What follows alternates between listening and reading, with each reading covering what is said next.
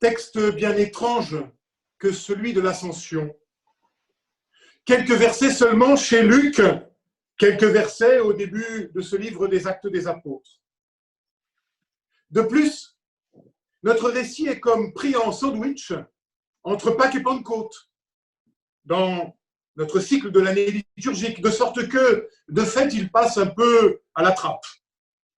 À telle enseigne que jeudi, jour où nous commémorions l'Ascension, quelqu'un me disait « Mais ce n'est pas une fête protestante, ça !» Alors une petite précision s'impose. Eh bien si, bien sûr que si, c'est une fête protestante aussi. Si la tradition luthérienne l'a toujours fêtée, la tradition réformée également.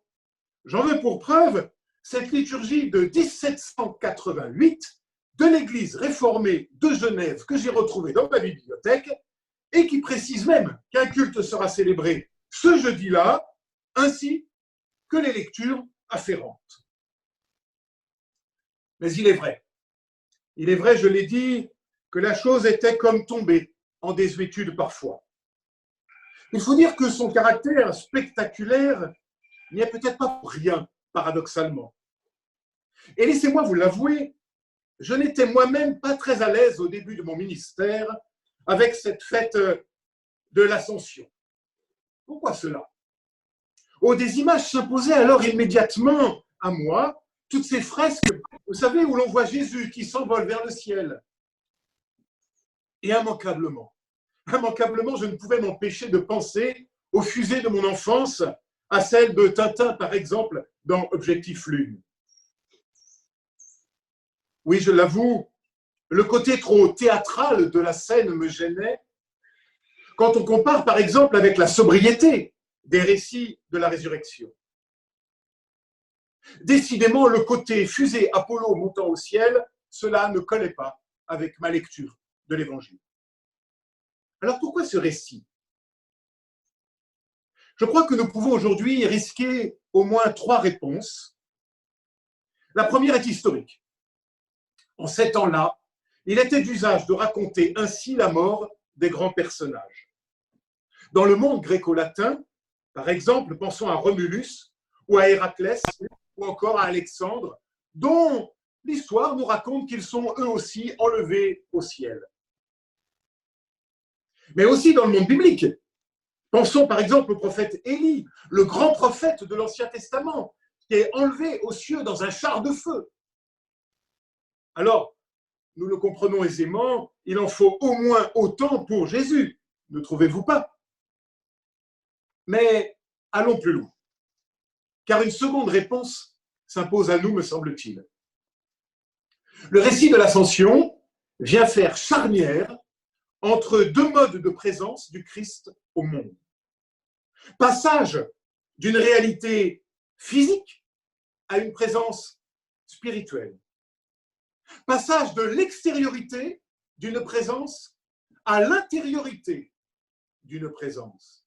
Passage, pour le dire autrement, du dehors au dedans. Ainsi, notre récit d'anecdotique et de mythique devient la charnière indispensable si nous voulons tenter de comprendre quelque chose à la présence du Christ au monde et à l'homme. Mais ici, un piège nous guette, me semble-t-il, celui de tomber dans celui dans lequel butent aussi les disciples, c'est-à-dire rester le nez en l'air à contempler le ciel. Car l'importance de la narration ne met pas tant l'accent sur le départ, sur le côté fusée, que sur l'attitude des disciples. Que disent en effet les 2 hommes vêtus de blanc? Pourquoi restez-vous là à regarder le ciel? Chers amis, c'est donc d'un changement de regard qu'il s'agit. D'une autre perspective. Non plus chercher Dieu en haut, mais bien en bas. Nous fêtons désormais l'Ascension dans le cycle pascal, mais en fait, il me semble que l'Ascension est à comprendre comme un complément de Noël. L'Ascension, c'est paradoxalement le point d'orgue de l'incarnation, son ultime rebondissement, davantage même son accomplissement. Ne regardez plus en l'air, plus jamais en l'air, mais en bas. C'est là que le Christ s'est incarné, c'est là que Dieu désormais est présent, c'est là désormais qu'il se laisse rencontrer. Dieu s'est fait homme, afin que l'humain soit non seulement réconcilié avec Dieu, mais du même coup qu'il devienne le lieu même de sa présence. Si Dieu s'est donné à rencontrer en l'homme de Nazareth, alors il se donne désormais à rencontrer non plus les yeux levés au ciel, mais dans l'autre, dans la rencontre avec l'autre, l'autre qui devient lui aussi icône de la présence divine. Le pasteur et professeur Laurent Gagnebin de dire avec justesse, me semble-t-il, si l'humanité et la divinité de Jésus ont un sens, c'est bien pour dire qu'en lui, Christ, Dieu n'existe pas sans l'homme. Et qu'en lui, Christ, Dieu et l'homme sont à jamais réunis et inséparables. Qui dit fils de Dieu, dit du même coup enfant de Dieu pour chacun d'entre nous. C'est une réalité capitale. Enfin, le royaume des cieux est en vous et entre vous, disait le maître aux disciples. L'expression grecque signifie en effet tout à la fois en vous, mais aussi au milieu de vous. Car Dieu n'est plus ailleurs, en l'air, en haut. Dieu n'est plus à côté. Il se donne à rencontrer désormais en nous et entre nous, dans la fraternité que nous pouvons et devons construire ensemble. Si le Christ est élevé au jour de l'ascension, c'est pour pouvoir désormais non pas habiter là-haut, mais habiter en nous et entre nous. Il faut que physiquement il disparaisse pour que spirituellement il puisse être présent en nous et entre nous.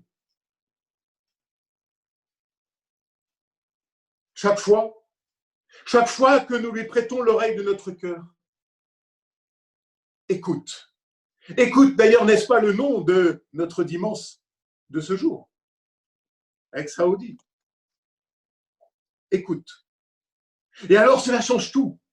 C'est l'aventure de la foi, c'est l'aventure de la vie, c'est là toute la puissance qu'il veut nous donner. Et cela fonde une nouvelle relation à l'autre et aux autres. Et d'une certaine manière, cela prépare Pentecôte et la naissance de l'Église. Et c'est le troisième enseignement de notre récit pour ce matin. Notre récit se présente en effet comme un diptyque, fait de deux tableaux qui se répondent.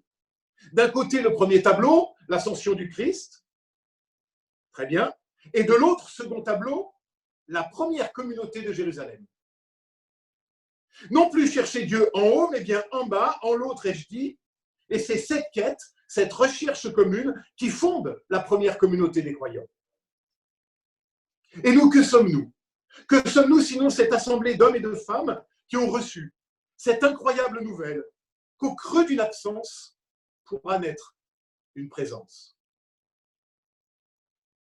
Que Dieu n'est plus à chercher ailleurs, dans les petits nuages roses d'une spiritualité désincarnée, mais en nous et entre nous, au milieu de nous.